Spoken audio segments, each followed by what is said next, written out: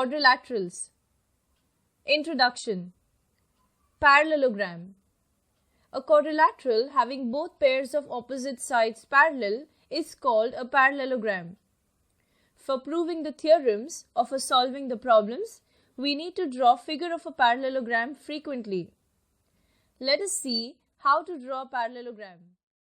Theorem 1. Opposite sides and opposite angles of a parallelogram are congruent.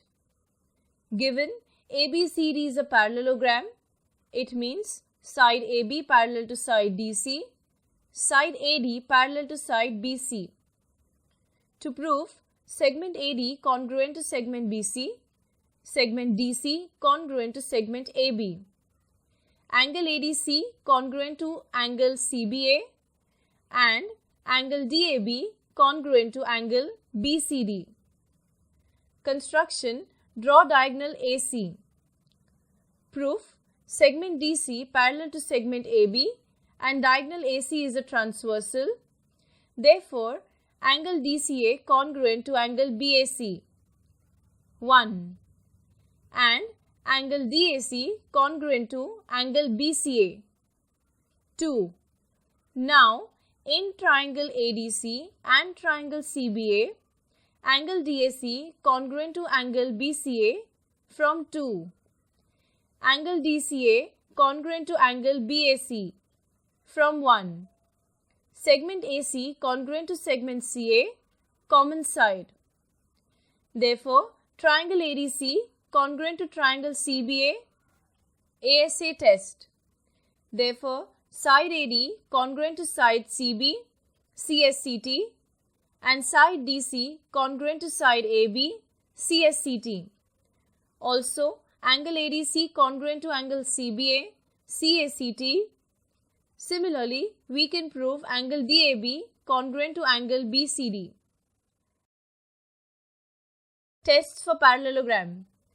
Suppose in parallelogram PQRS, PS is equal to QR and PQ is equal to SR, and we have to prove that PQRS is a parallelogram. To prove it, which pairs of sides of parallelogram PQRS should be shown parallel?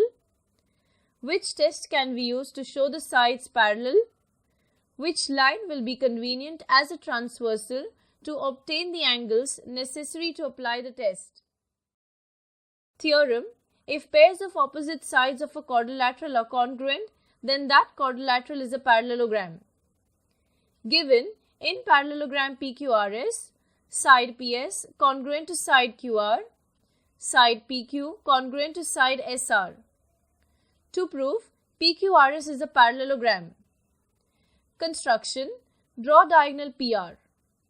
Proof: in triangle SPR and triangle QRP, side PS congruent to side QR, given. Side SR congruent to side QP, given. Side PR congruent to side RP, common side. Therefore, triangle SPR congruent to triangle QRP, SSS test. Therefore, angle SPR congruent to angle QRP, CACT. Similarly, angle PRS congruent to angle RPQ, CACT. Angle SPR and angle QRP are alternate angles formed by the transversal PR of segment PS and segment QR. Therefore, side PS parallel to side QR. 1. Alternate angles test for parallel lines. Similarly, angle PRS and angle RPQ are the alternate angles formed by transversal PR of segment PQ and segment SR. Therefore, side PQ parallel to side SR. 2. Alternate angles test for parallel lines. Therefore, from 1 and 2, PQRS is a parallelogram. Properties of rectangle, rhombus and square. Rectangle, rhombus and square are also parallelograms. So the properties that opposite sides are equal, opposite angles are equal, and diagonals bisect each other hold good in these types of quadrilaterals also. But there are some more properties of these quadrilaterals. Proofs of these properties are given in brief.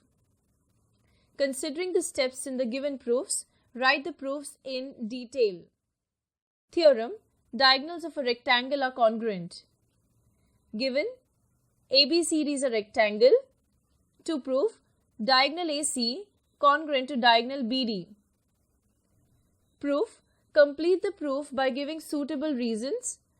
Triangle ADC congruent to triangle DAB, SAS test. Therefore, diagonal AC congruent to diagonal BD, CSCT. Theorem: diagonals of a rhombus are perpendicular bisectors of each other. Given EFGH is a rhombus.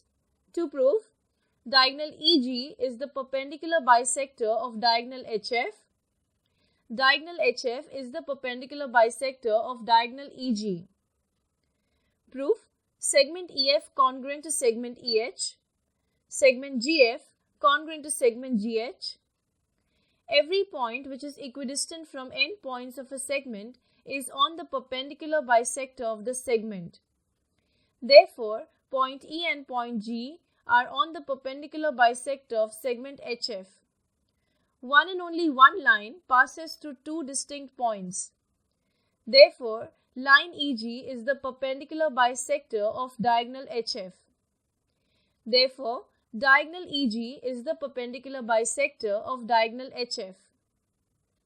Similarly, we can prove that diagonal HF is the perpendicular bisector of EG.